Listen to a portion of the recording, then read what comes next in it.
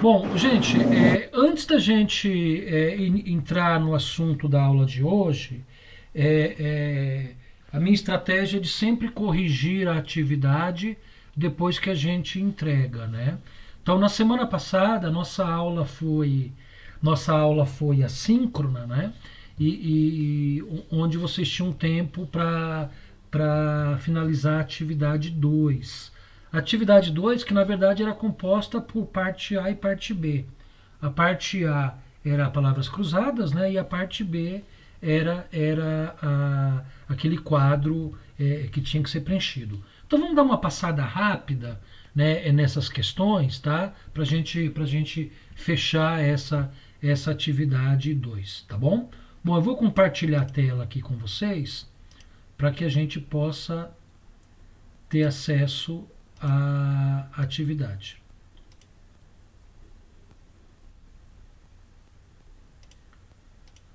Bom, então vamos lá. Vocês estão visualizando aí? Chegou aí a palavra cruzada? Chegou? Sim, tá tudo certo Dá aqui. pra ver. Sim, professor. Beleza. Ô, gente, olha só. As questões que eu vou ler aqui, elas são exatamente as questões que estão nas palavras cruzadas. A diferença, Professor. a diferença é que o Moodle ele faz um sorteio das atividades, entendeu? Então, na verdade, das atividades não, desculpa, das perguntas, das questões. Então, as questões são as mesmas, mas aí ele joga ou na horizontal ou na vertical, tá? Então, eu não vou me atentar para que posição a questão está na palavra cruzada. Se está na horizontal, se está na vertical, tá? Eu vou me atentar para a questão em si e a sua resposta. Tudo bem, gente? Tá? Alguém ia falar alguma coisa? Gustavo? Ia falar alguma coisa, Gustavo? Tá com o microfone aberto? Não, não, professor. Eu tinha até fechado aqui pra mim. Ah, legal, legal. Alguém quer falar alguma coisa, gente? Bom, então vamos lá. Olha só. Então, me ajuda aí nas respostas, tá legal? Então, olha assim, esse modelo de palavra cruzada não corresponde necessariamente ao modelo que você preencheu, tá bom? Porque, como eu disse, o Moodle ele sorteia a posição. Cada tentativa que você faz, ele vem com uma configuração de questões na horizontal, questões na vertical. Então não dá para a gente se orientar muito pela posição pela posição na palavra cruzada, tá bom? Então eu vou me deter à questão. Então vamos lá. As horizontais. Modelo que é considerado como precursor da mecânica quântica aplicada à estrutura atômica. Quem lembra? Que modelo é esse? Com 4 letras, né? Bohr. Bohr. Bohr. É o Bohr, né? É o sistema Bohr. Isso, é o sistema Bohr. Lembra que o que eu comentei com vocês? Que esse sistema Bohr, ele é um sistema que quantifica aqueles níveis atômicos, das camadas atômicas de equivalência de posição de elétrons, lembra? Lá nas ligações iônicas, covalentes, metálicas, a troca, compartilhamento, a perda, o ganho de elétrons. Então tudo isso é definido por esse modelo aí Bohr, tá bom? Exatamente, Bohr. Outra, a 7 horizontal. Material com combinações de 2 ou mais materiais, onde um elemento de reforço, que pode ser fibra ou placas ou partículas, né, é envolvido em uma matriz. E essa matriz pode ser resina plástica, material metálico ou cerâmico. Que material é esse, gente? Com 9 letras.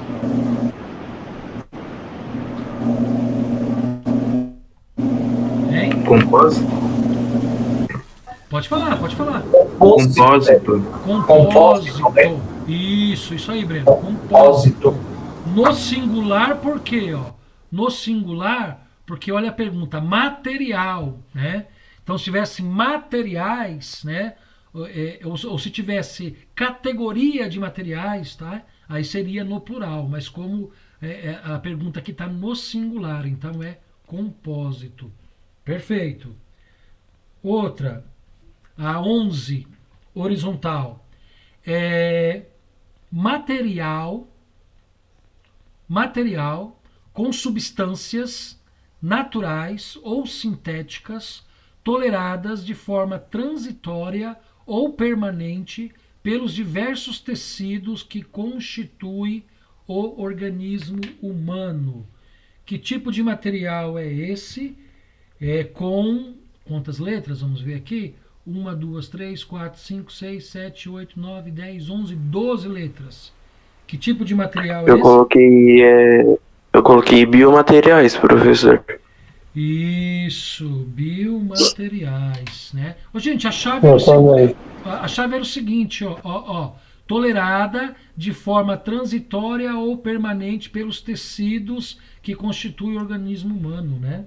Então a gente comentou, na verdade, essa classificação dos materiais é classificação quanto à sua aplicação, né? A gente tem lá os materiais ópticos, a gente tem lá os materiais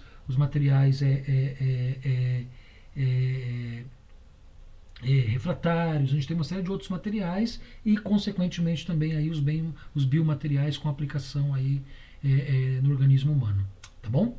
Beleza? Prosseguindo. 13ª, horizontal. Ligação química onde há ganho ou perda de elétrons com 1, 2, 3, 4, 5, 6. Está no singular. 6 letras. Que tipo de ligação é essa? Iônica. Isso. Iônica. Perfeito. Ligação. Nossa, no momento que eu tava fazendo isso, eu tive uma complicação. Porque a gente só tem 3 tipos de ligações, né? Iônica, covalente e metálica, não é isso? Ok? Então e a única com 6 letras é iônica, né? Então era até por eliminação, né? Beleza? Bom, 16ª, né? Horizontal. Exemplo de material compósito com 5 letras, não é isso? 1, 2, 3, 4, 5. Exemplo de material compósito com 5 letras. Qual que é, gente? Nylon. Ótimo. Perfeito. Vamos para as verticais agora. Primeira vertical com 1, 2, 3, 4, 5, 6, 7, 8 letras. Então, primeira vertical com 8 letras. Exemplo de material metálico. Alumínio. Alumínio. Isso, alumínio. Né? Dos que a gente falou, bronze, ferro, aço, cromo, né? Nenhuma delas tinha 8 letras, né? Então seria realmente alumínio. Perfeito, Sidney, alumínio, isso mesmo. Joia. Quinta vertical. Material inorgânico, né? Inorgânico, ou seja, material inorgânico é aquele material que não tem cadeia de carbono, né? Então, material inorgânico, ou seja, que também não é encontrado na natureza, né? Material inorgânico com elementos metálicos e não metálicos podem ser cristalinos, não cristalinos ou a mistura de ambos, com 8 letras. Cerâmico ou cerâmicos. Isso, Gustavo, cerâmico. Né? Cerâmico, né? Eu cerâmico. tinha colocado desse jeito, mas não sei. Né? Seria cerâmicos, né? Isso porque no final não iria encaixar o S. Não. Sim. Olha só, tá no singular, né? Então só tem 8 espaços, né? É isso mesmo. Então, singular, cerâmico, material cerâmico. Beleza? Cerâmico, tá só. Uhum. Joia. Sexto, na vertical.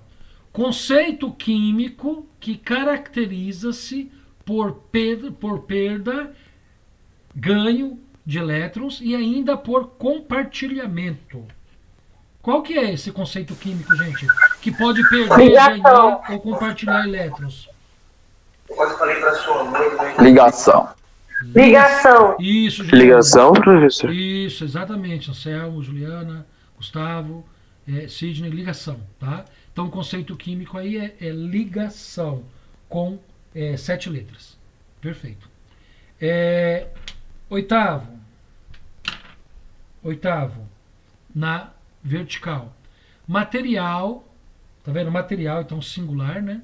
Material que exibe cadeia molecular orgânica, ou seja, cadeia de carbono, né? De longa extensão, sem cristalinidade. Alguns exibem mistura de regiões cristalinas e não cristalinas. Que material é este? Com 8 É o letras? polimérico? Não, polimérico dá 10, né? Dá 10 letras. Ah, tá. Entendi. Qual que é, gente? É na linha do polimérico, mas é Polímero. Polímero. Exatamente. O Anselmo, borracha, tem 8 letras? Pior que tem, né, cara? Poderia ser também, né? Poderia ser borracha também, só que eu acho que a borracha é um tipo de polímero, né? Acho até que poderia ser. Vamos ver se encaixaria a borracha ou se cruza com alguma outra palavra que não permita ser borracha. 10 vertical, vamos ver. Do jeito que está aqui, nessa palavra cruzada, a 10ª vertical, não poderia ser borracha, não. Por quê? Porque vai cruzar aqui com a 11 na horizontal. Então não podia ser borracha, não. Teria que realmente ser, Sidney, isso mesmo. Teria que ser realmente o polímero. Tá? Joia. 10. 10 na vertical. Vamos lá. 10 na vertical. Um dos tipos de materiais largamente empregado na indústria com 8 letras. Então, ó, um dos tipos de materiais largamente empregado na indústria. Qual que é, gente? Com 8 letras?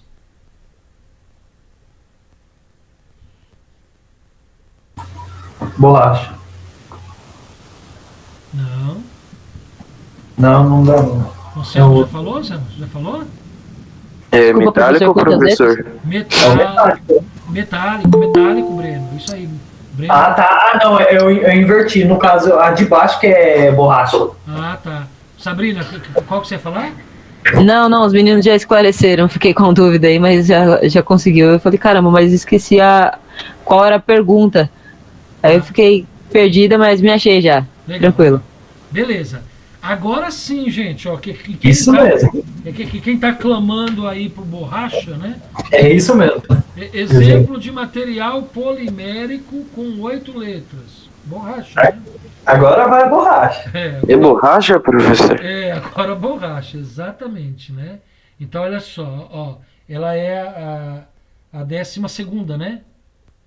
Peraí. É 12ª. Exemplo de material polimérico. Então, 12ª na horizontal, ó. 12ª na horizontal, na vertical, né? 12ª na vertical. Beleza, borracha. Joia. Ótimo.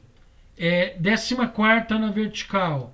Ligação química onde há compartilhamento de elétrons. Só tem 3. Covalente. Isso, covalente. Com 9, né? 9 letras. Excelente.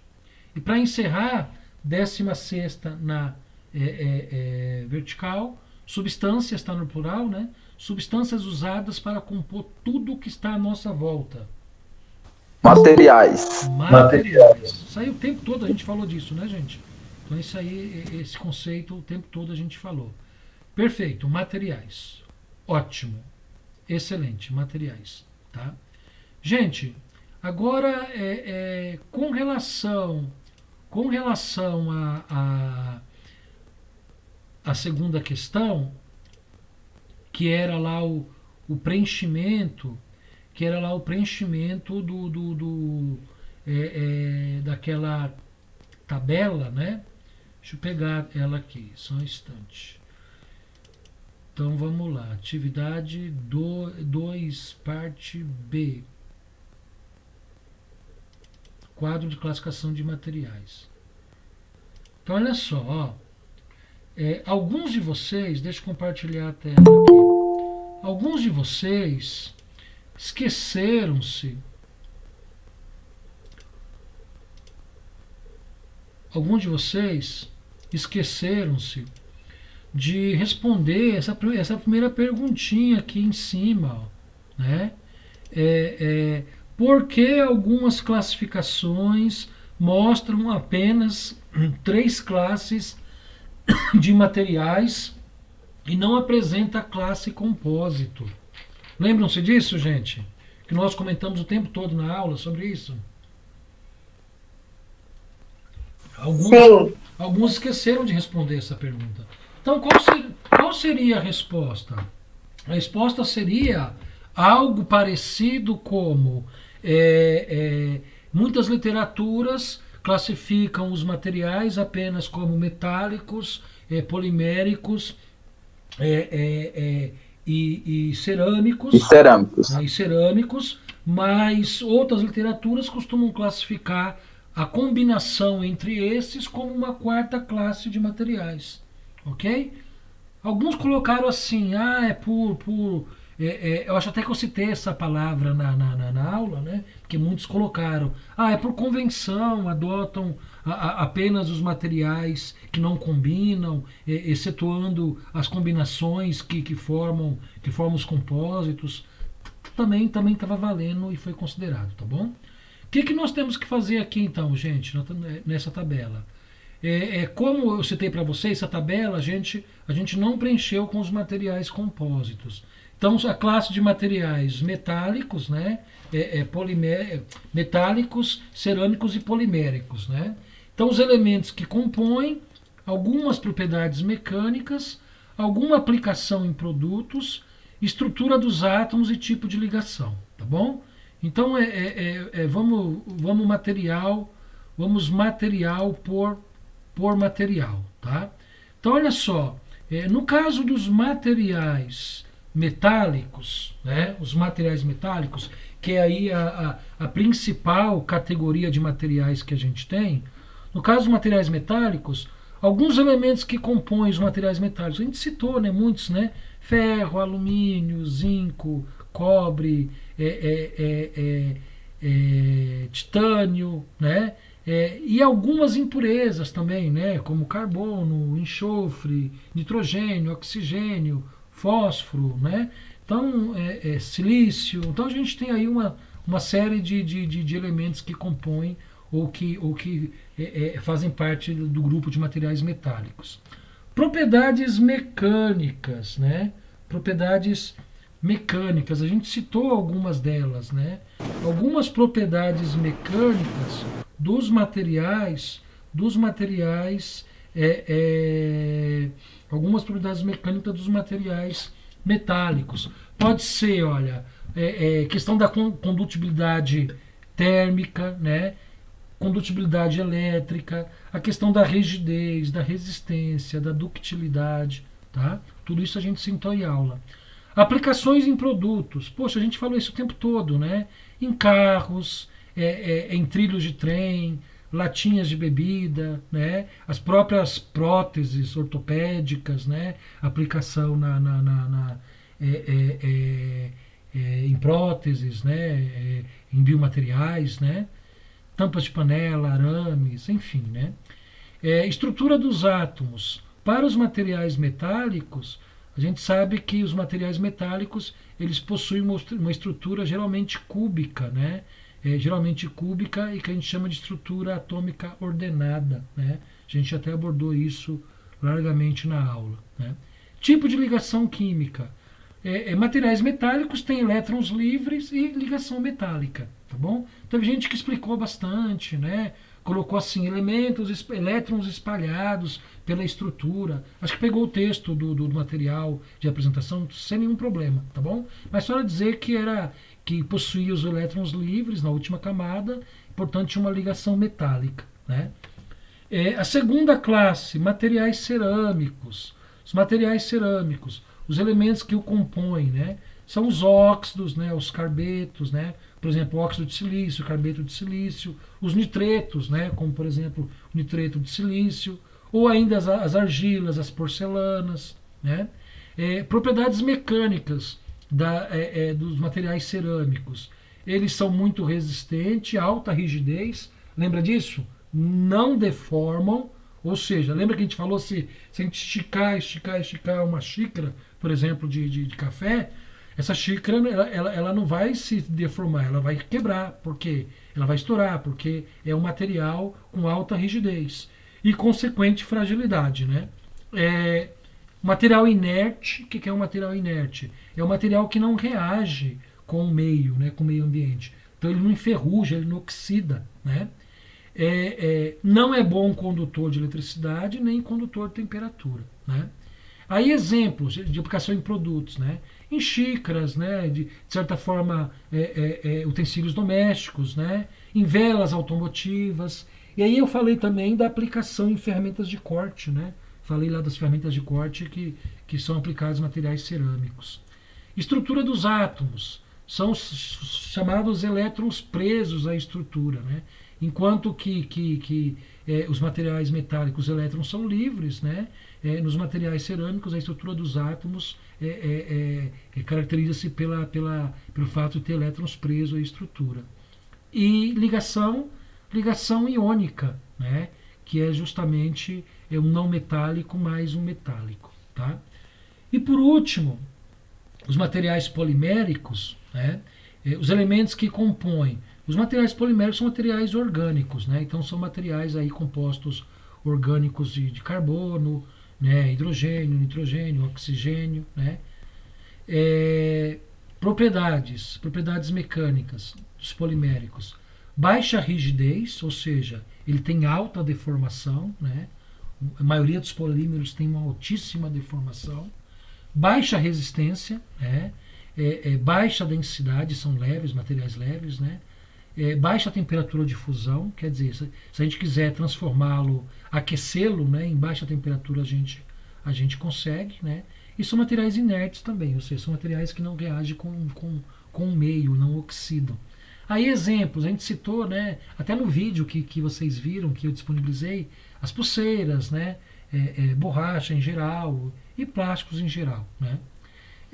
Estrutura dos átomos se caracteriza por uma cadeia molecular longa. É justamente essa cadeia molecular longa com os seus carbonos que consegue fazer as ligações todas, né, gerando aí os diferentes tipos de polímeros. E com relação ao tipo de ligação química, é uma ligação covalente, tá?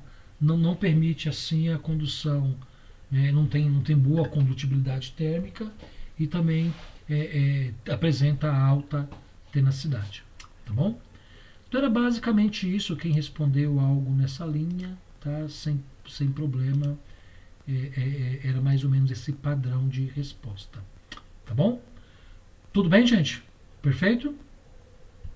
Podemos avançar? Tranquilo, professor. Joia. Então é o seguinte, eu vou compartilhar novamente a tela aqui. Por quê? Porque hoje é a nossa, contando com aula síncrona e assíncrona, né?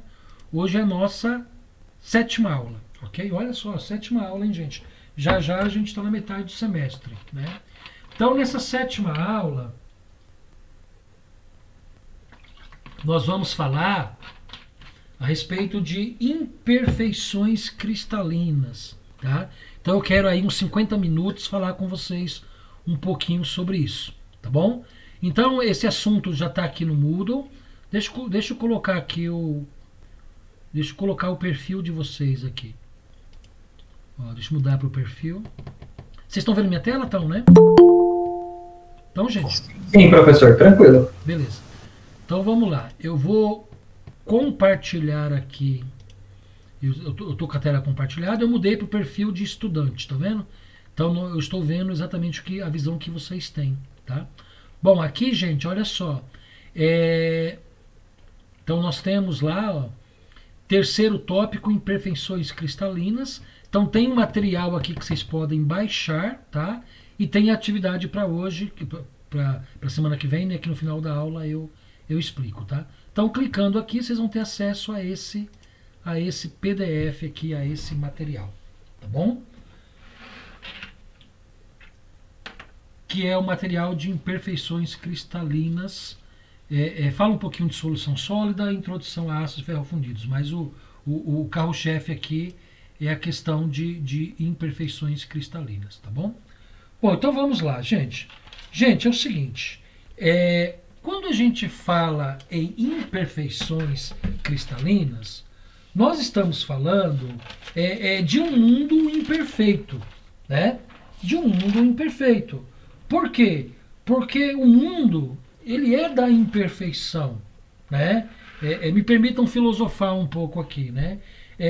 Na mecânica, assim como na vida, nem tudo ou melhor, na mecânica, assim como na vida, nada é perfeito, ok? Nada é perfeito.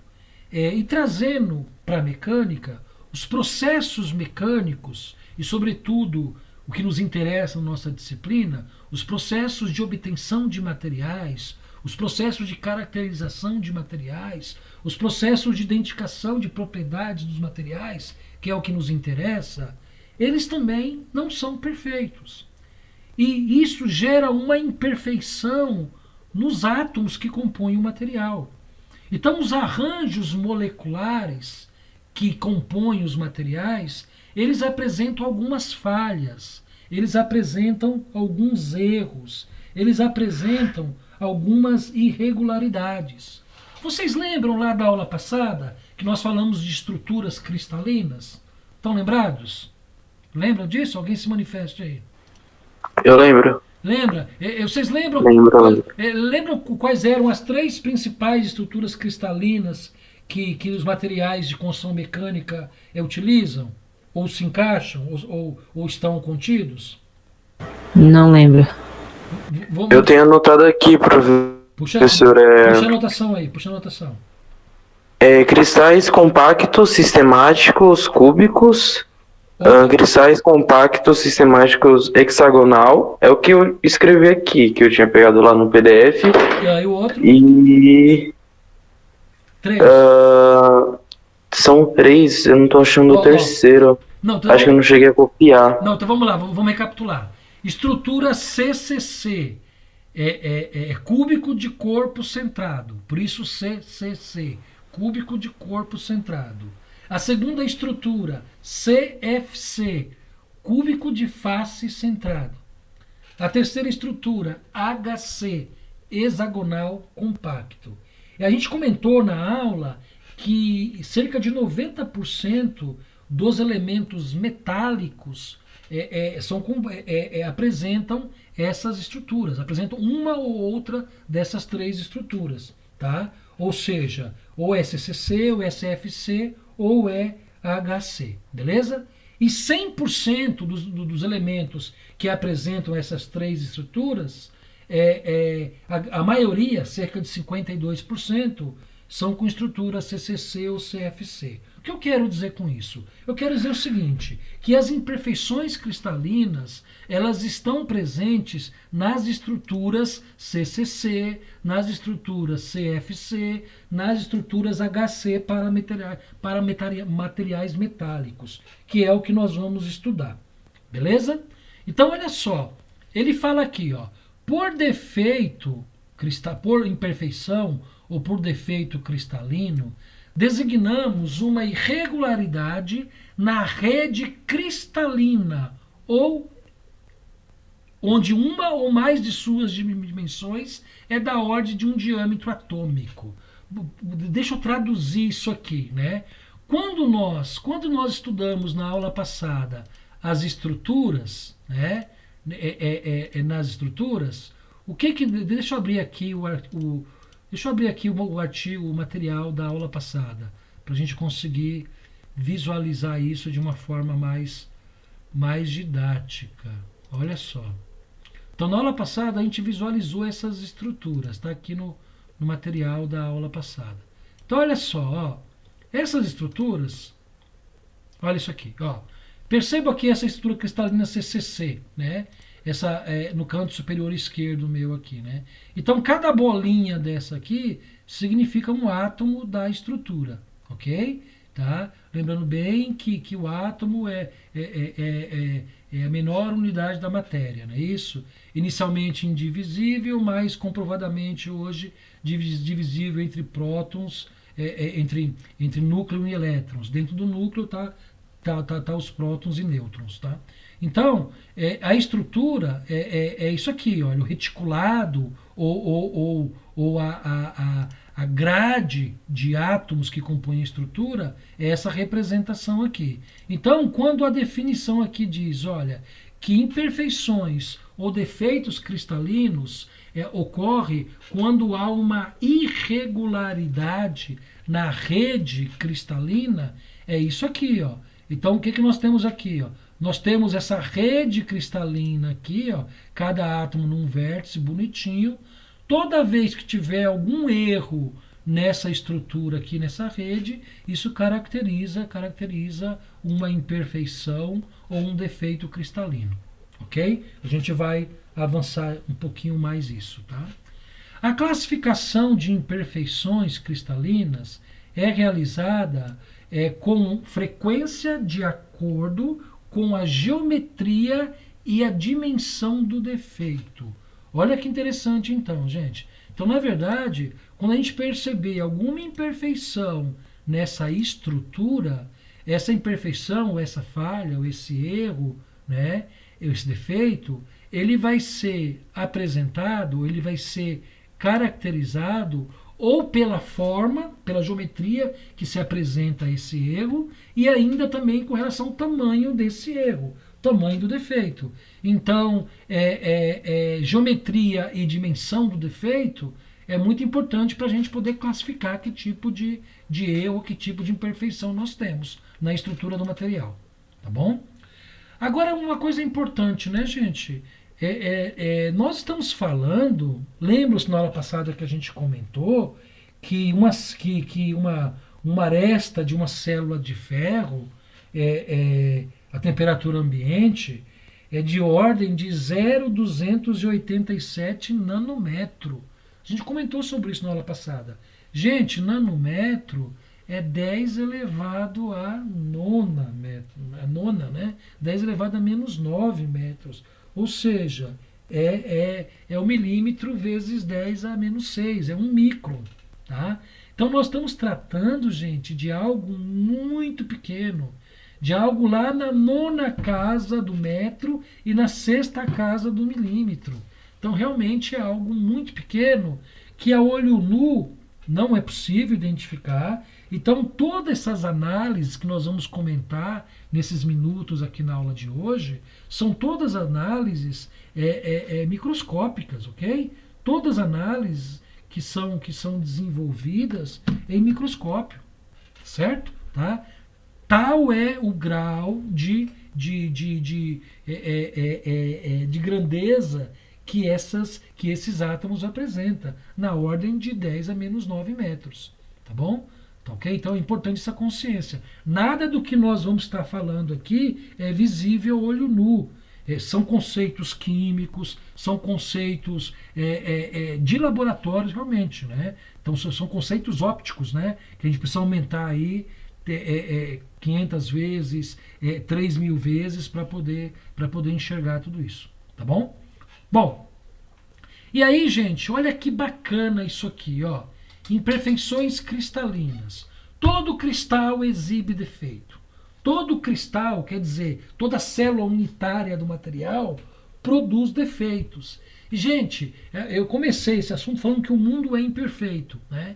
Gente, é essa imperfeição do material que permite a gente trabalhar com o material. Se o material fosse perfeito, a gente teria muita dificuldade para dobrar o material, por exemplo. Teria que aplicar uma força muito grande. Se o material fosse perfeito em termos de estrutura, a gente não conseguiria laminar o material, ou seja, transformar ele em espessuras menores. Se a estrutura do material fosse perfeita, né, se os cristais do material fossem perfeitos, a gente não conseguiria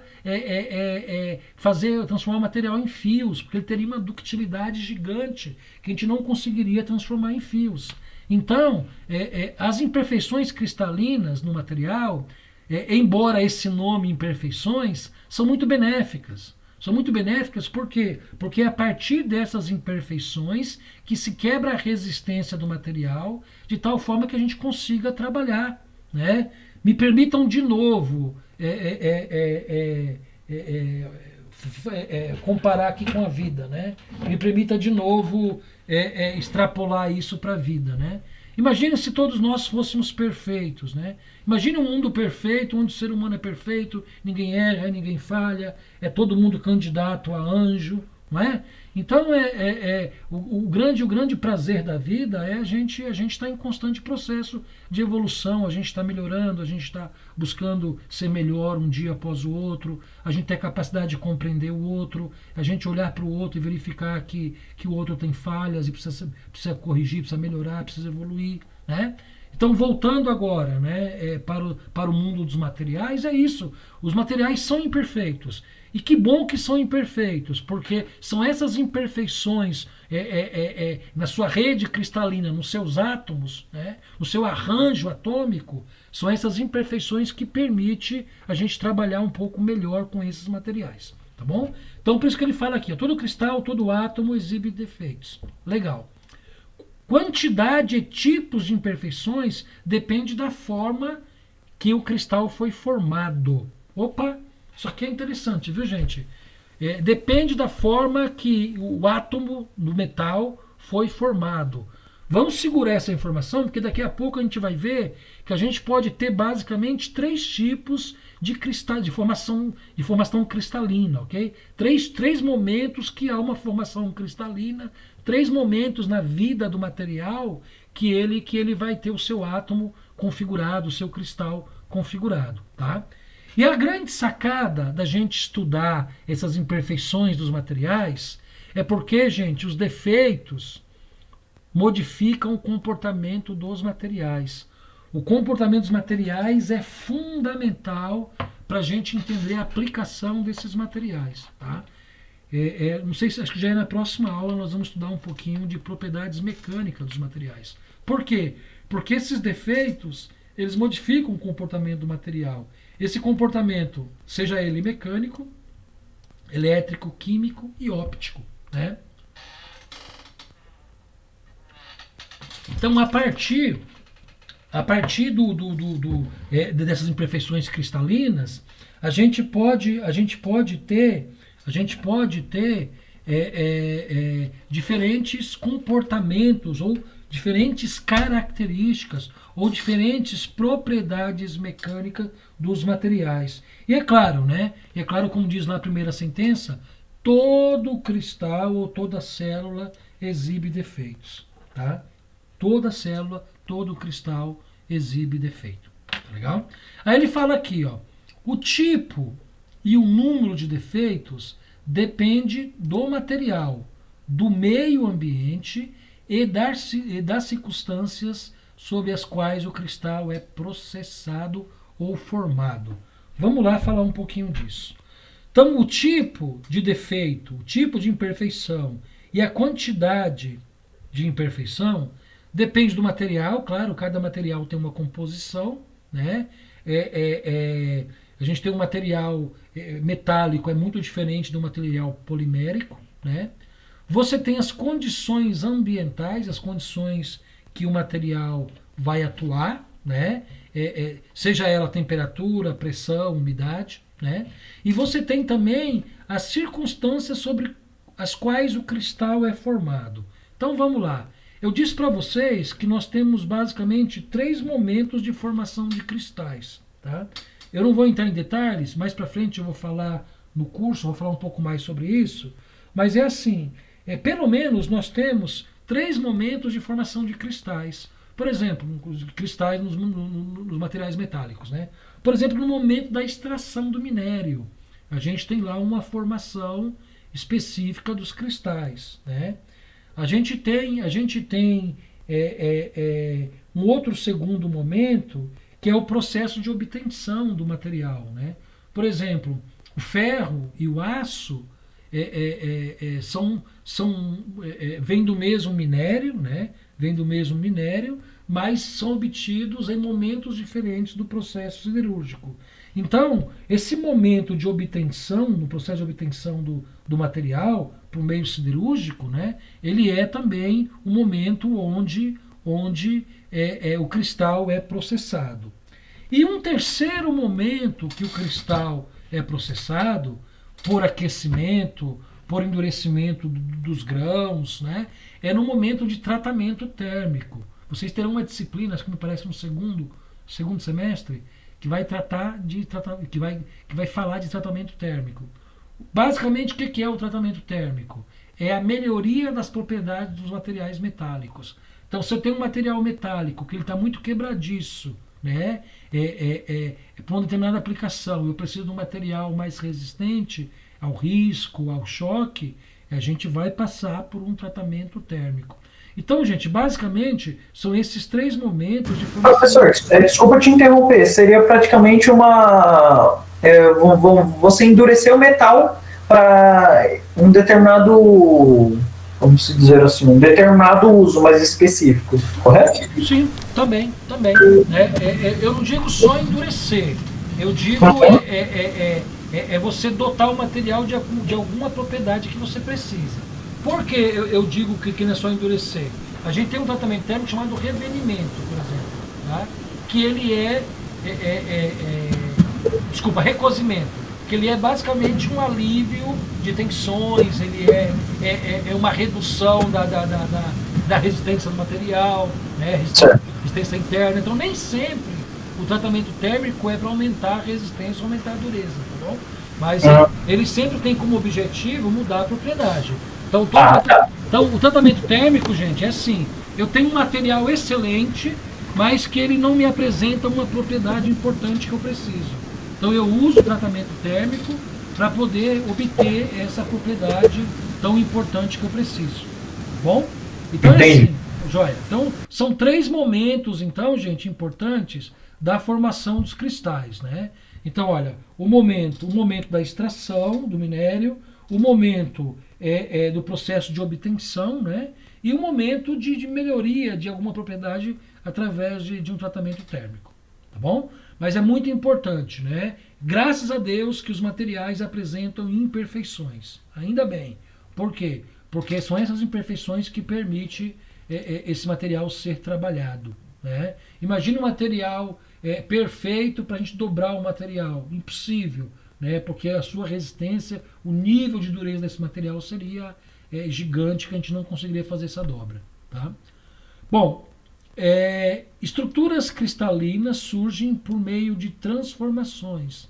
Dentre elas, a mais comum é a solidificação. Então vamos lá. A solidificação, gente, é a passagem do estado líquido para o estado sólido. O que ele está falando aí? Ele está falando o seguinte: ele está falando que no momento da solidificação, né, que está ligado lá a um processo de tratamento térmico, né, ou pode ser também a um processo de obtenção do material, né, nesse momento surgem defeitos ou surgem imperfeições cristalinas. Um exemplo disso é o próprio aço, né? O aço, quando ele é derretido do forno, ele sai inicialmente de forma líquida no formato de ferro gusa. Aí ele vai para o resfriamento, para o alívio de tensões, para a solidificação, tá? E se torna ferro de primeira fusão, né? Então, nessa passagem de estado líquido pelo resfriamento para estado sólido, ele cria imperfeições, ele cria defeitos nos átomos, ele cria imperfeições na rede cristalina que compõe o átomo, né?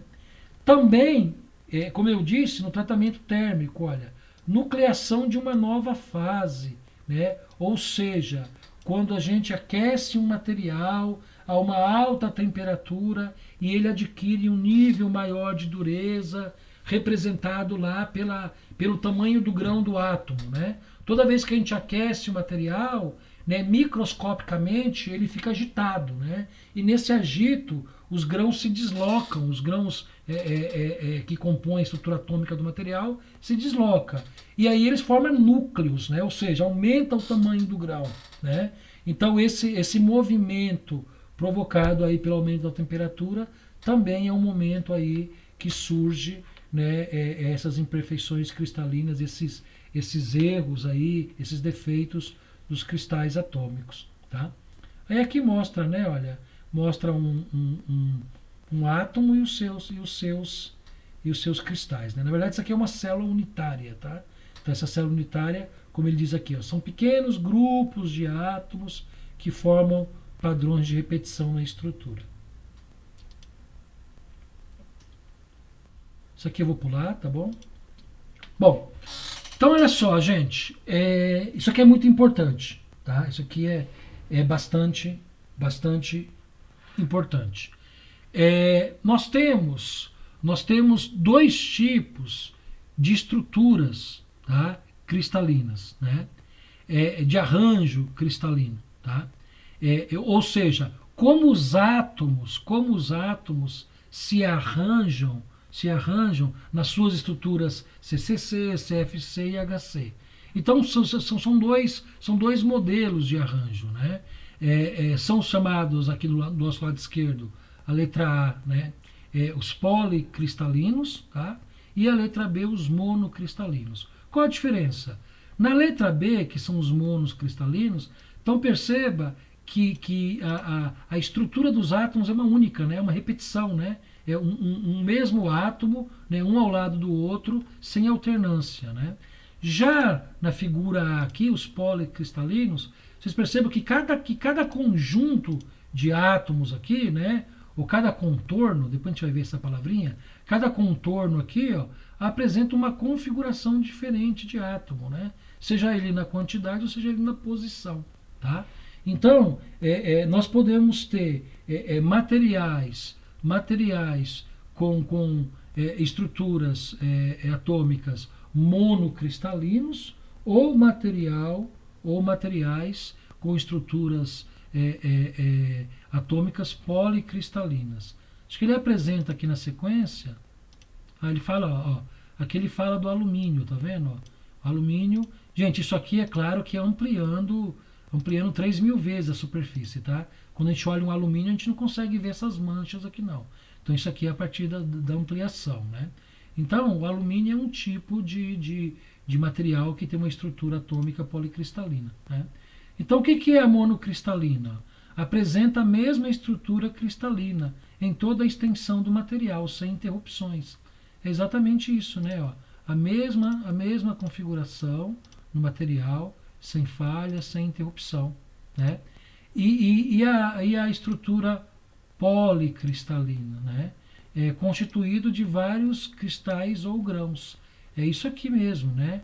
Então olha só, ó, constitui de cada, tem tipos diferentes de cristais e grãos aqui, né? Tanto na orientação quanto na posição e na quantidade, tá bom? Então a gente pode ter materiais policristalinos e materiais monocristalinos. Volto a dizer a vocês, tudo isso com um olhar micrométrico, ok? O olhar de 10 a menos 9 metros, o olhar de 10 a menos 6 milímetros, né?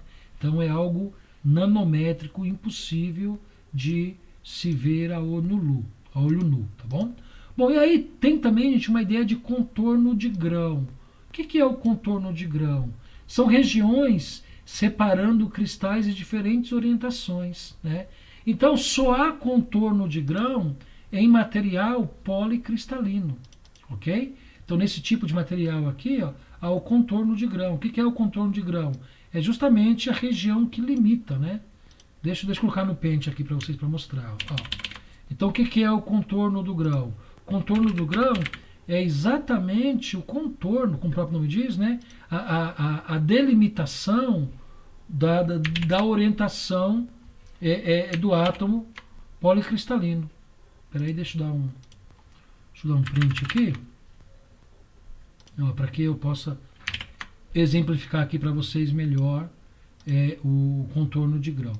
Ó, então, o contorno de grão seria basicamente, ó, seria basicamente isso aqui, ó. Então, aqui eu tenho a estrutura policristalina, né? Eu tenho a estrutura policristalina. O contorno de grão seria isso aqui, ó. Eu tenho essa região aqui, ó. Toda essa região aqui, ó. Toda essa região aqui, ó, limitada. Ó, então, contorno de grão é isso, ó. Eu contorno toda a região de formação do grão. Ou de formação do átomo, né? Tá? Aí tem que fazer todo o contorno aqui. Então, olha só. Ó, então, essa região aqui, ó, essa região aqui delimitada é a região que a gente chama de região de contorno de grão. Então, é exatamente o que diz a definição aqui, né? Ó, olha como a definição trata a questão do contorno de grão. Trata assim, né? Ó, que o contorno de grão são regiões separando cristais de diferentes orientações em um material policristalino. Tá bom? Bom, então é o seguinte, material policristalino, material monocristalino e contorno de grão que existe apenas nos materiais policristalinos. Então a gente tem aqui o exemplo do alumínio, né, como material com estrutura atômica policristalina. Bom, agora isso aqui é bastante importante, gente. Então, nós falamos que os materiais eles apresentam defeitos e imperfeições cristalinas e que esses defeitos e essas imperfeições cristalinas elas são benéficas, né? Embora o nome, né, defeito, imperfeição seja aparentemente um termo pejorativo, ruim, né? Mas na verdade essas imperfeições é que garante a possibilidade da gente trabalhar, conformar, né, esses metais, tá? Se não fosse essas imperfeições, esses defeitos, nós teríamos dificuldades para trabalhar e conformar esses metais. Então, olha só, nós temos, então, basicamente, três classes, né? Três classes de imperfeições cristalinas, ou três classes de defeitos cristalinos.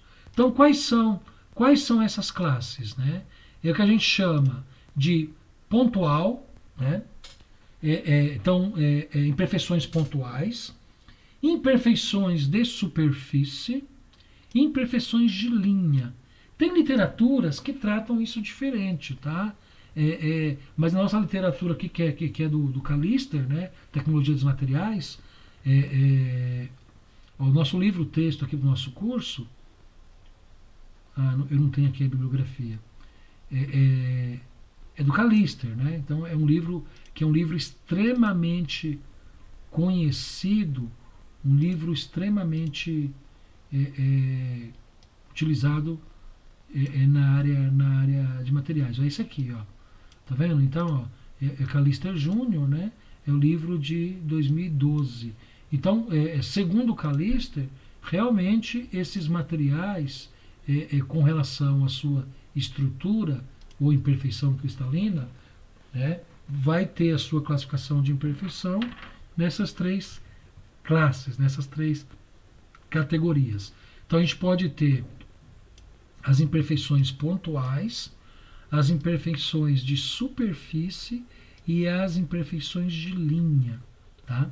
Então nas pontuais, tá, a gente vai falar pelo menos três delas, tá? Vazios ou vacâncias, questão do intertício, né, do átomo intersticial e do átomo de substituição, ou átomo substitucional. Na superfície, vamos falar só de contorno de grãos, que é o que é mais importante. Tá? E na classe de discordância, né, linhas de discordância, vamos falar um pouquinho de cunha e hélice. Tá bom? Então vamos lá, vamos entrar um pouquinho aí nas classes de imperfeições dos materiais. Gente, lembrando, volto a frisar, tudo isso é nanométrico, ok? Tudo isso nós não conseguimos enxergar, não conseguimos ver a olho nu. Beleza? Tá? Bom, a primeira imperfeição cristalina, que está categorizada como pontual, é a chamada vacância. Né? O que seria, gente, essa imperfeição cristalina chamada vacância? Olha só, nós temos duas figuras aqui que nos ajudam. Né? E claro que isso aqui está ampliado 3.000 vezes. Né? Então percebam que nessa figura aqui da esquerda, a gente não tem um átomo aqui. Ó, tem um espaço aqui, não tem? Tem um espaço vazio.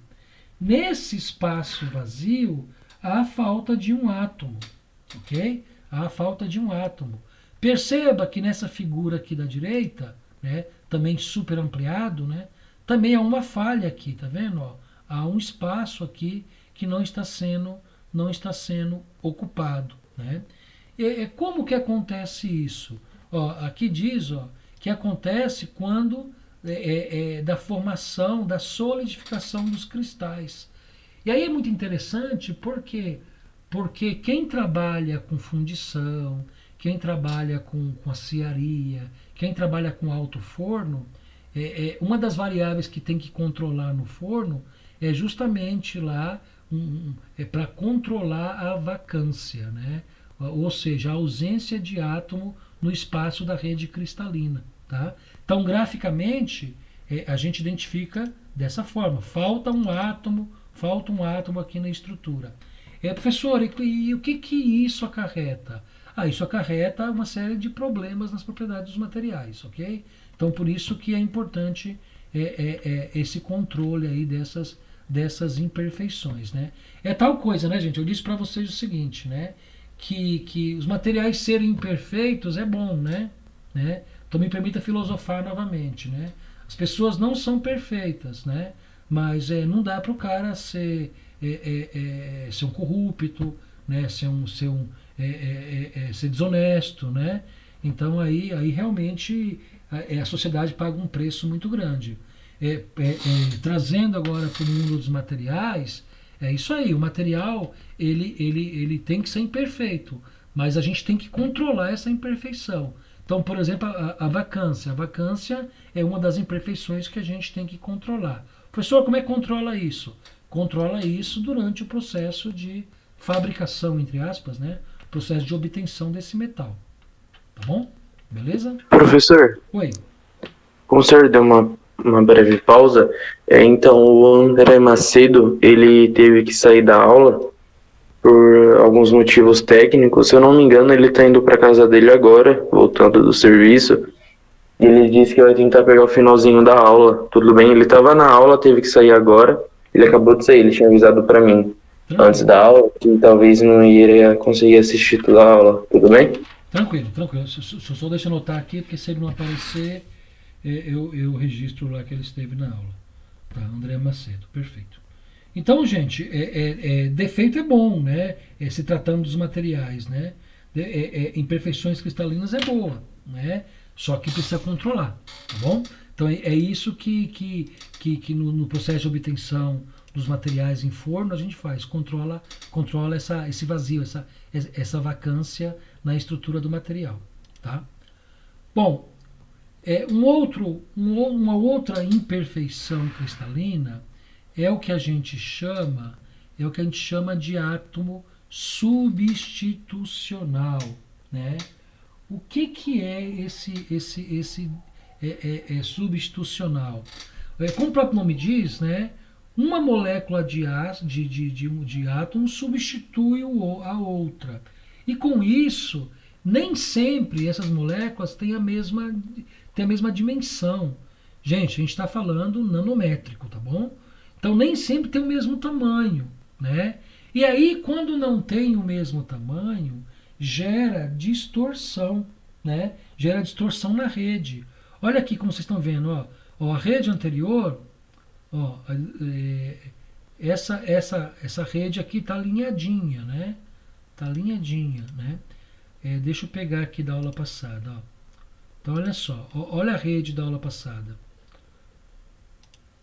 Ó, a rede da aula passada. Olha aqui, ó.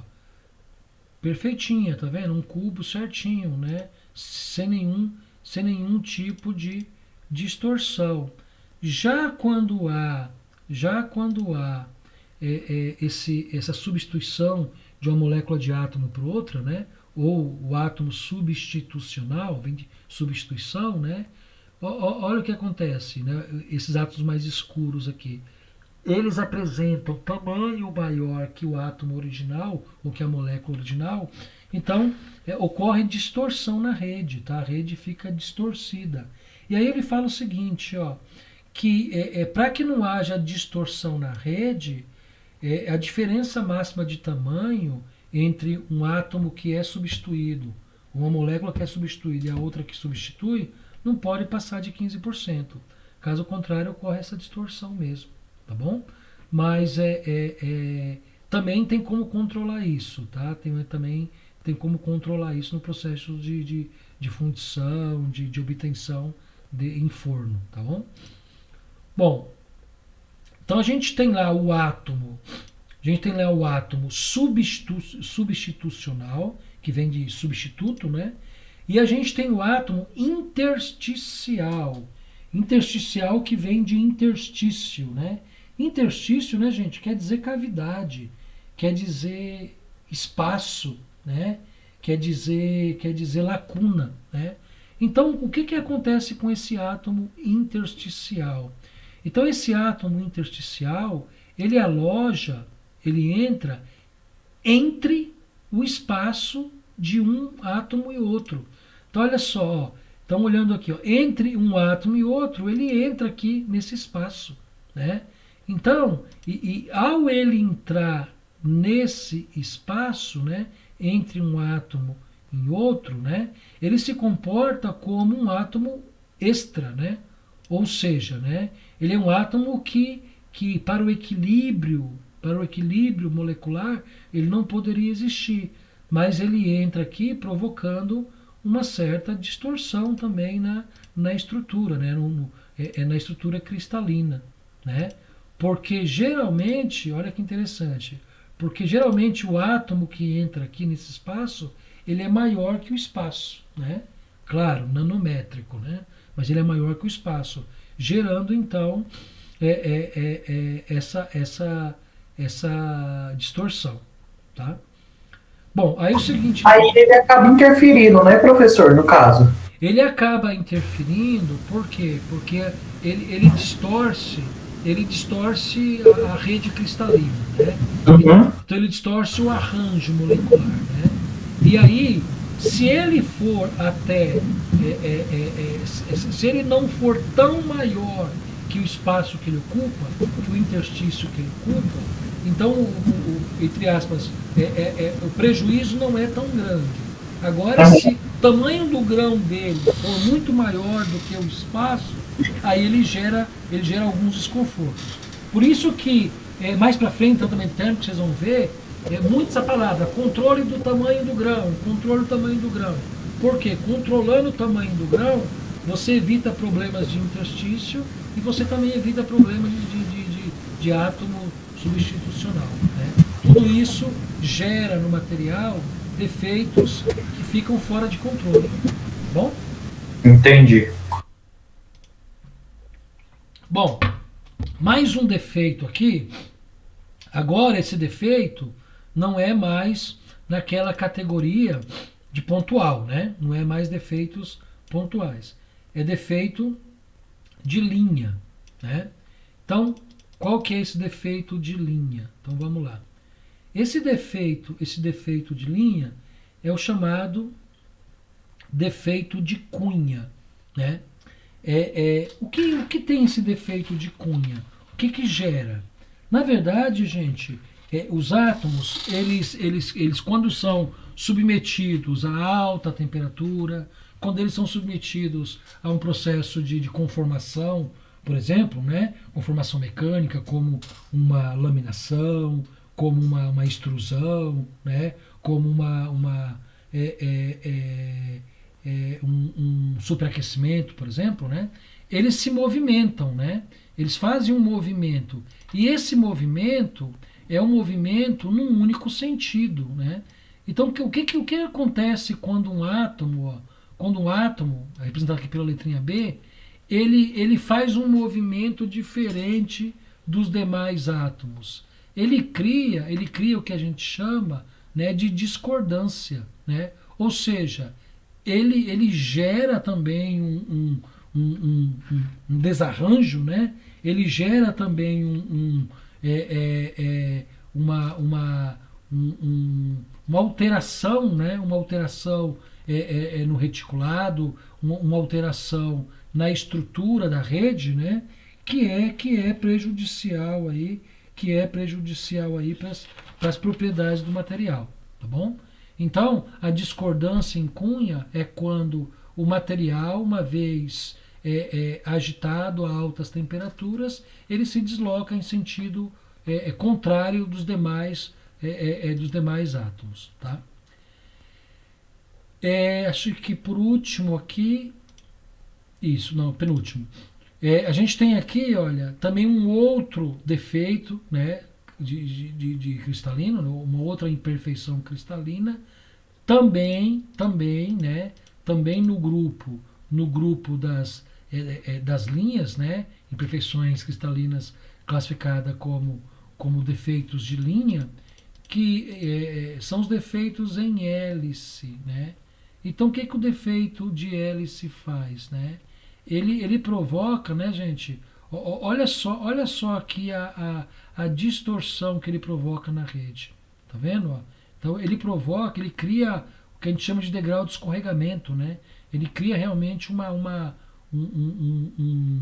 desarranjo na estrutura e no perfil cristalino bastante considerável, né? E, consequentemente, isso afeta bastante aí as suas propriedades mecânicas. Então, tanto a discordância em cunha quanto a discordância em hélice são provocados aí por movimentos dos átomos, né? Só que enquanto a discordância em cunha é um movimento lateral do átomo, tá? Essa discordância em hélice é um movimento vertical do átomo, tá? Que provoca uma distorção geralmente maior no reticulado aí cristalino, tá? Bom, e por último, dos defeitos cristalinos ou das imperfeições cristalinas, essa imperfeição cristalina, gente, é a que mais impacta a propriedade dos materiais, tá? Que é o contorno do grão, ou o famoso tamanho e contorno de grão, né? Então perceba que aqui, ó, ele pôs vários tamanhos e contornos de grão, justamente para mostrar para a gente aqui como é que funciona, né? Claro, volto a frisar, tudo isso nós estamos tratando em uma escala nanométrica, tá bom? Então, gente, esse contorno de grão, como é que se faz? Se faz no forno, se faz no processo de obtenção do material, se faz num processo de tratamento térmico do material. Então, o forno, né, seja ele para obtenção, né, do material, seja ele para um forno de tratamento, ele vai ter lá regulagens, ele vai ter lá mecanismo para você fazer o controle desses grãos, tá bom? Então, olha, aqui está o controle desses grãos, ou o contorno desses grãos, que é a limitação da região desses grãos, né? Ok? Bom, aí ele fala o seguinte, né, gente, que nós temos, de um lado, os materiais que apresentam imperfeições cristalinas, que são materiais que são bons para ser trabalhados, né, mecanicamente, são bons para serem conformados, né? E a gente disse que, graças a Deus, que os materiais apresentam imperfeições cristalinas, porque nos permite trabalhar com essas propriedades, né? Bom, agora é o seguinte, os materiais também, além de apresentar defeitos ou imperfeições cristalinas, os materiais também apresentam impurezas. Olha que interessante, né? Impurezas na sua composição. Acho que eu citei para vocês na aula passada, né? O ferro é ferro e carbono, né? Só que se a gente for obter o aço a partir do ferro, nós precisamos adicionar mais 4 elementos, que não são elementos puros, não são elementos naturais do ferro, né? Então, por isso são chamados na literatura de impurezas. Então, assim como os materiais, é bom que eles apresentem imperfeições nos seus cristais, na parte atômica, também é importante que esses materiais apresentem impurezas, né?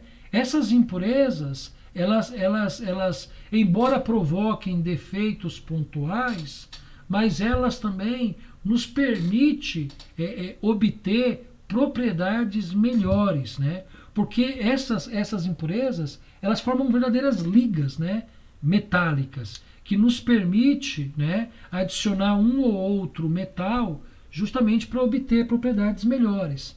Então, por exemplo, propriedades mecânicas, né? A gente consegue a melhoria de propriedades mecânicas uma vez adicionando esses materiais chamados de impureza. A gente consegue melhorar propriedades de resistência elétrica, corrosão, entre outras, por meio da aplicação dessas propriedades. Tá bom? Gente, eu vou acelerar um pouquinho aqui, tá? Então, olha só, como é que a gente adiciona essas impurezas, né?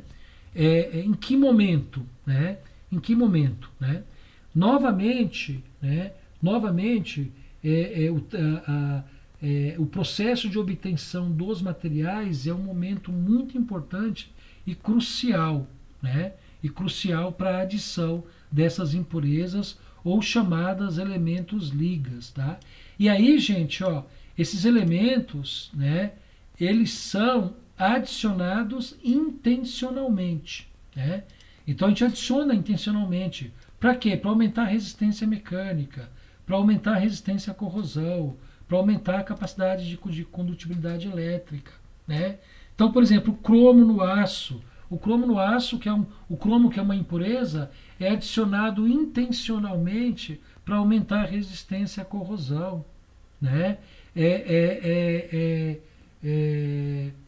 O molibdênio no próprio aço é adicionado intencionalmente para melhorar a resistência mecânica do aço. Então são elementos que no processo de obtenção, na formação da liga, a gente pode e deve adicionar esses elementos, essas impurezas, para poder melhorar a propriedade dos materiais, tá? Gente, isso depende de uma propriedade chamada solubilidade, né? Que é o que? A solubilidade é uma capacidade que uma substância tem de misturar-se com a outra, né? Ok? E aí envolve temperatura, tipo de impureza, concentração da impureza, tá?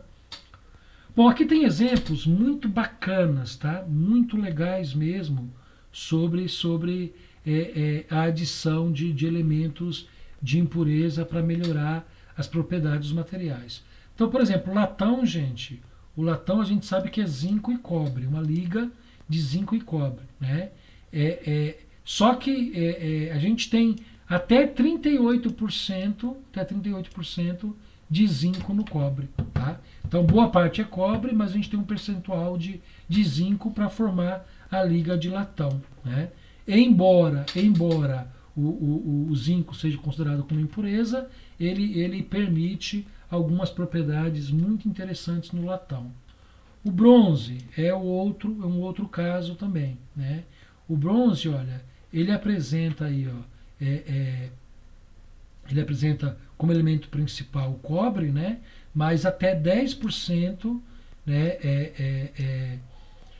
de estanho e até 5% de chumbo, tá? Justamente para poder formar essa liga de bronze. Então são impurezas, estanho e chumbo, mas eles no bronze, né, em adição ao cobre, eles permitem ao bronze algumas propriedades mecânicas interessantes, tá? E é o caso também do aço inoxidável, tudo bem? O ácido inoxidável, como eu disse para vocês, ó, é a adição de cromo no ferro, tá vendo? Então, com a adição do cromo, que é considerado como uma impureza, ele dá uma resistência maior ao ferro para a questão da corrosão, tá bom? Agora, o exemplo mais categórico, né, gente, é o exemplo do carbono no ferro. Só que o carbono no ferro, ele é o que a gente chama de uma solução intersticial. Por quê? Porque o carbono, ao contrário do latão, do bronze e do ácido inoxidável, né, que as moléculas dessas impurezas substituem as moléculas do material puro, né? No caso, no latão, cobre, no bronze, cobre e no ácido inoxidável, ferro, né? O carbono no ferro, ele age de forma intersticial, ou seja, ele não substitui, ele entra nos espaços, tá vendo? E aí é interessante, né, gente? É muito interessante, né? Porque ele entra no espaço? Porque, olha, o raio atômico dele, ou o tamanho dele, né, é quase 17 vezes menor que o tamanho do ferro. Aqui não está representado em escala, né? Mas se a gente fosse representar em escala, essa bolinha azul aqui é o átomo de ferro. E a bolinha preta é o átomo de carbono. Então, se fosse representar em escala, essa bolinha preta aqui, o átomo de carbono, deveria ser cerca de 17 vezes menor que essa bolinha azul aqui. Então, na verdade, o carbono no ferro, ele age de forma intersticial, ou seja, ele não substitui a molécula de ferro, ele entra entre as moléculas de ferro, tá bom? Então, por isso que ele é considerado como solução intersticial, tá? Mas com certeza o carbono é o exemplo de impureza mais categórico que a gente tem. Por quê? Ó, o carbono vai chegar no máximo a 2,1 no percentual de ferro. Só que, gente, ele melhora demais o ferro, né? Ele melhora demais o ferro. Os aços que nós temos hoje são comerciais, né? Eles são à base de ferro, claro, né? E com percentual de carbono e pouca variação de carbono na liga já dá ao aço uma propriedade bem distinta da outra, né? Então você tem lá 0,5% de carbono e você tem 0,7% de um outro aço, os materiais já são totalmente distintos em termos de comportamento dinâmico, em termos de propriedade mecânica, né? Então o carbono no aço, ele é muito importante, tá? Bom, para a gente já ir para o encerramento, tudo isso que eu falei com vocês, gente, é nanométrico, ok? Então não é visível a olho nu. Professor, e daí? Onde que nós vamos fazer essas análises, então? Já que tudo é nanométrico, já que não dá para enxergar isso a olho nu, onde que nós vamos fazer essas análises? Gente, essas análises a gente faz por meio do que a gente chama de métodos ou técnicas de caracterização de materiais, né? O que são esses métodos de caracterização de materiais? São basicamente, gente, a aplicação de instrumentos, né? Ou equipamentos, né? Equipamentos que são fundamentais para a gente poder caracterizar esse material, né? Materiais sólidos, né? Para que a gente possa olhar as imperfeições, as falhas desses materiais. E aí nós temos basicamente dois equipamentos que a gente usa, tá? Um desses equipamentos está aqui, né? Ó, mostrando aqui na figura, né? Então, um equipamento chama-se MEV, né? Do inglês, né, quer dizer microscópico eletrônico de varredura. Ou EDS, que do inglês quer dizer espectrômetro de varredura. É um raio-x, né? É um raio-x. Então, o que esses dois caras fazem? Aqui fala, né? Ó, o MEV é um tipo especial de microscópio para produzir imagens de alta resolução da superfície de qualquer material sólido. Gente, nós falamos o tempo todo de estrutura aqui, de superfície. Como é que a gente vê isso? A gente vê isso através de um MEV, através de um equipamento desse, de um microscópio desse, que tem uma lente de super aumento.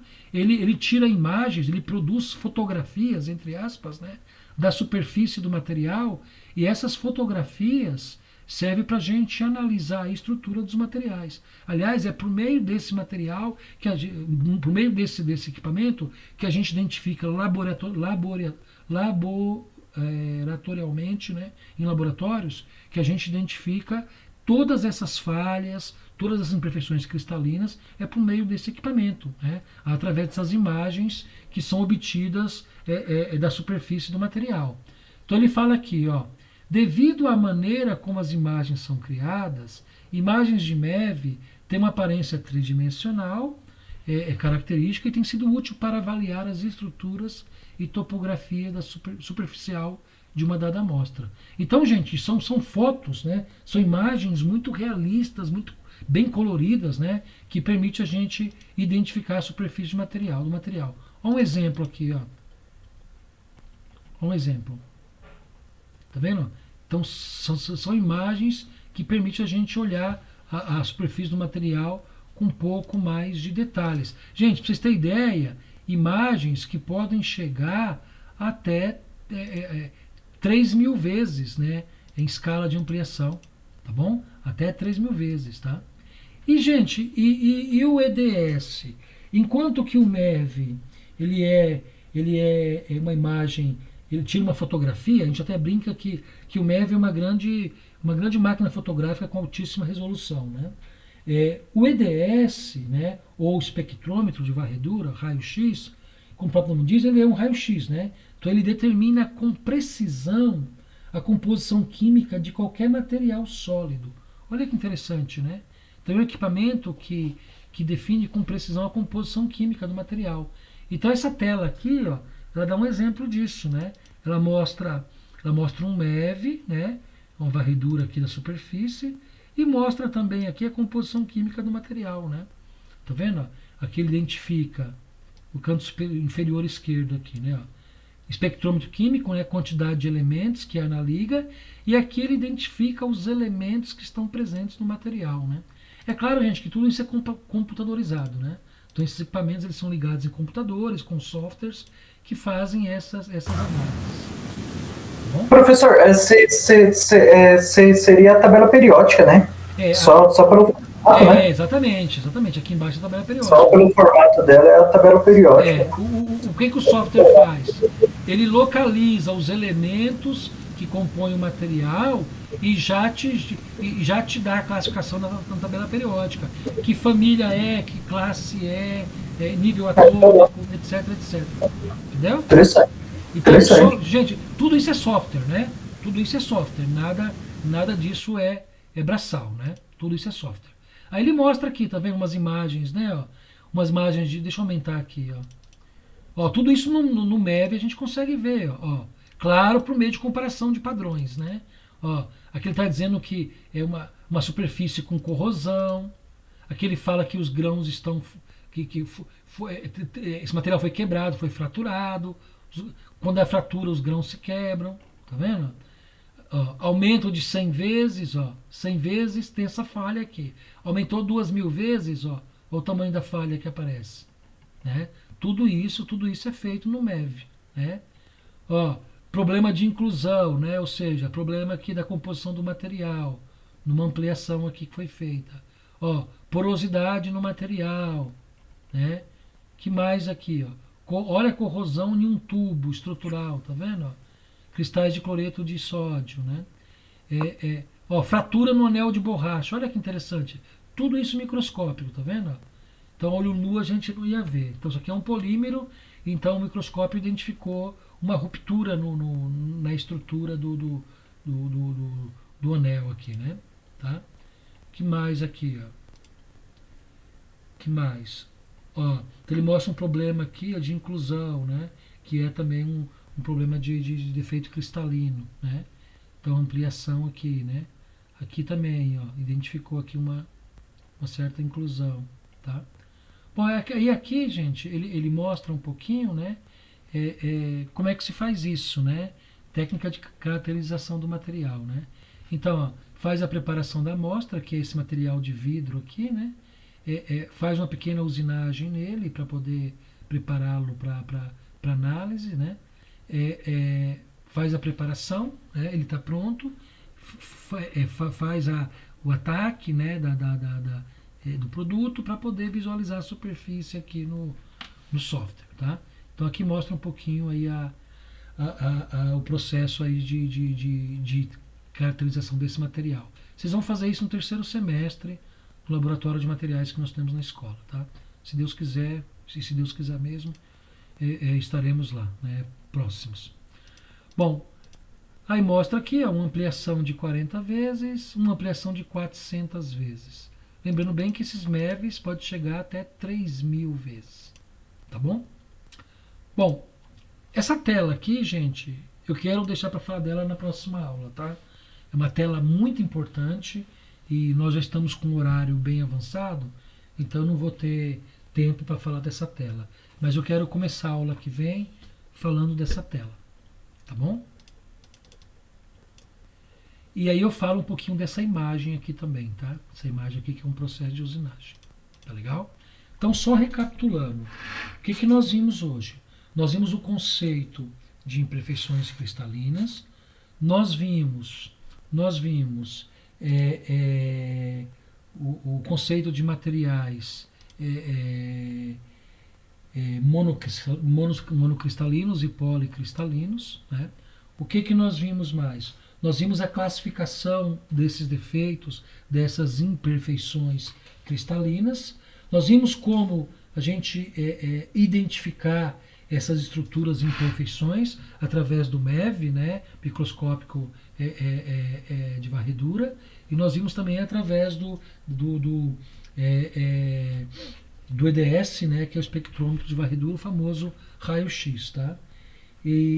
Então todo esse conceito que nós vimos hoje é para mostrar que os materiais, no seu processo de extração desde o minério, no seu processo de obtenção lá no forno, na usina siderúrgica, ou no seu processo de conformação, né, lá na cearia, na empresa que beneficia o material, né, a gente está o tempo todo lidando com essas características atômicas do material.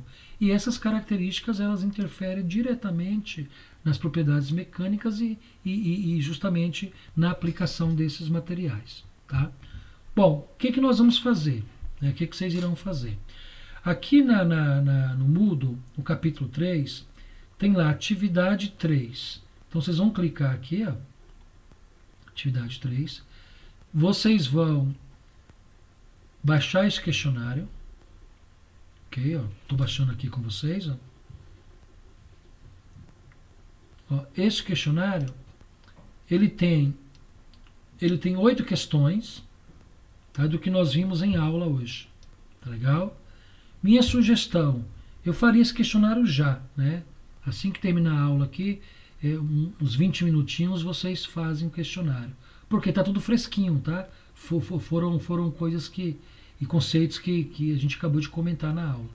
Tá? Então vocês podem fazer esse questionário, né? Gente, eu acho que eu vou colocar ele em Word para vocês, né? Porque aí vocês podem fazer ele no Word e já me mandar, né? Do jeito que tá aqui, ele tá em PDF, né? Aí obriga vocês a tirar foto ou a imprimir. Tá, então eu vou, assim que terminar a aula, eu vou alterar, tá? Eu vou colocar ele em Word. Porque vocês podem preencher, né? E pede para adicionar aqui, né? Adicionar envio, né? Ó. Então, aí põe ele aqui, né? Salva ele aqui. Tá bom? Vocês já sabem como é que faz o procedimento, tá? Então, essa atividade, gente, que em 20 minutos vocês fazem, então vocês podem me entregar até semana que vem, né? Até nossa aula da semana que vem, né?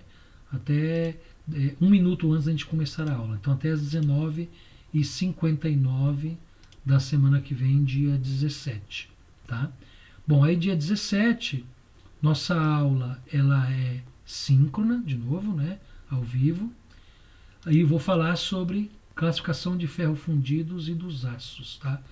Vai ser muito bacana, porque a gente vai continuar esse assunto aí de defeitos cristalinos, como é que a gente obtém os ferrofundidos, os aços, quais os elementos de liga que a gente pode adicionar. Então é um conteúdo muito interessante, bastante interessante. Tá bom? Beleza, gente? Alguma dúvida? Algum questionamento? Tranquilo, professor. Beleza? Não, professor, sobre essa aula não. Tá? Então, Tranquilo. a aula vai ficar gravada, então vocês podem e devem, tá, acessar a gravação, tá? E qualquer coisa eu estou à disposição. Só lembrando que nas nossas aulas, a partir das 19 horas, eu já estou no link, tá? Então quem precisar entrar para conversar ou para tirar alguma dúvida, fiquem à vontade, tá?